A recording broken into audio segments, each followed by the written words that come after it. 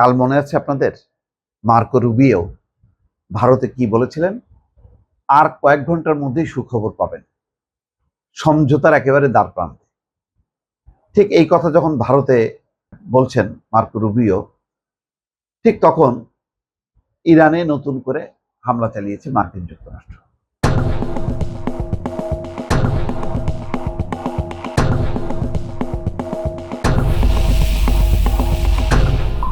বিকট শব্দে কেঁপে উঠেছে ইরানের দক্ষিণাঞ্চল। তাহলে কি দাঁড়ালো? হলো এই যে হয়তো আমেরিকা টের পেয়েছে যে আসলে যেই চুক্তি তারা করতে চায় সেই চুক্তিটা আমেরিকার মনোপুত না। আমেরিকার মানুষকে বোঝানো খুব কঠিন হবে যে এর মধ্য দিয়ে আমেরিকা বিশাল কিছু অর্জন করেছে। সুতরাং সেই রাগে, ক্ষোভে, দুঃখে অথবা ইরানকে চাপ সৃষ্টি করার জন্য নতুন করে হামলা চালিয়েছে। 6 সপ্তাহ বেশি সময় ধরে চলা যুদ্ধবিরতির মধ্যেই ইরানের দক্ষিণাঞ্চলে নতুন করে বিমান হামলা চালিয়েছে মার্কিন সামরিক বাহিনী। যুক্তরাষ্ট্রের সেন্ট্রাল কমান্ড এক বিবৃতিতে জানিয়েছে, ইরানের ক্ষেপণাস্ত্র ঘাঁটি এবং সমুদ্রপথে মাইন পুঁতে রাখার চেষ্টায় লিপ্ত স্পিড বোটগুলোকে লক্ষ্য করে এই হামলা চালানো হয়। তো চুক্তির মধ্যে তো সেই বিষয়গুলি ছিল যে মাইনগুলো অপসারণ করবে এবং যার যার ক্ষেপণাস্ত্র ঘাঁটি অক্ষত থাকবে, অর্থাৎ যার যার সামরিক স্থাপনা থাকবে, এই ব্যাপারে হামলা চলবে না। কিন্তু ওই যে আমেরিকা এবং ইসরায়েলকে বিশ্বাস যে করবে সে আহম্মক ছাড়া আর কিছু না, এটা বারবার প্রমাণিত হচ্ছে। এবারও যদি ধরে নেওয়া হয় যে একদম চুক্তির কাছাকাছি অবস্থানে দুই দেশ, তাহলে সেটাই। এর হয়তো অনেক রাজনৈতিক বিষয় আছে, কারণ আমেরিকা এই চুক্তির মধ্য দিয়ে শেষ পর্যন্ত আসলে সে একটা নথি স্বীকার করছে, সে কোনো রকমে একটা মান সম্মান রক্ষা করছে।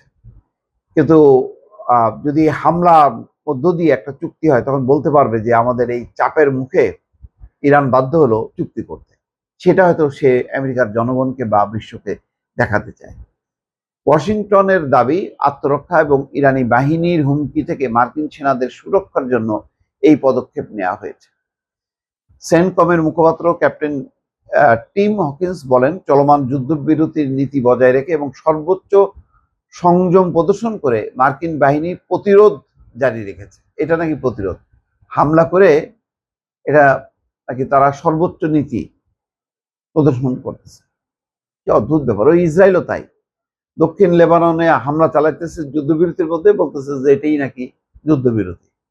তো ওদের যুদ্ধবিরতির সংজ্ঞা ইসরায়েল এবং আমেরিকা এটা মিলবে না কোনো কিছুতেই। যুদ্ধবিরতি মানে কেউ হামলা চালাবে না, কিন্তু ওরা হামলা চালাবে, বলবে যে না এটা তো আত্মরক্ষার জন্য আমাদেরকে এটা প্রতিরোধ করতে হয়েছে। এই হলো ব্যাখ্যা তাদের।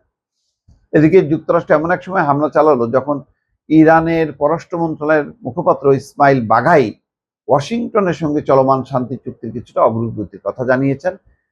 তবে একই সঙ্গে তিনি সতর্ক করে বলেন, যুদ্ধ অবসানের লক্ষ্যে শিগগিরই কোনো চুক্তি হচ্ছে না। বলছেন একটা সমঝোতা চূড়ান্ত, কিন্তু খুব তাড়াতাড়ি এটা হচ্ছে না। হয়তো এটাতেও ক্ষেপতে পারে আমেরিকা, সেই কারণেই হামলা। দ্য নিউ ইয়র্ক টাইমসের প্রতিবেদন অনুযায়ী ক্যাপ্টেন হকিন্স নিশ্চিত করেছেন যে হরমুজ প্রণালীর কৌশলগত বন্দরনগরী বন্দর আব্বাসের কাছে এই হামলা চালানো হয়। এই উপকূলীয় শহরটিতে ইরানের একটি বড় নৌঘাঁটি রয়েছে। এর আগে ইরানি রাষ্ট্রীয় গণমাধ্যম জানিয়েছিল, বন্দর আব্বাসে বিকট বিস্ফোরণের শব্দ শোনা গেছে। স্থানীয় প্রশাসন বিষয়টি খতিয়ে দেখছে।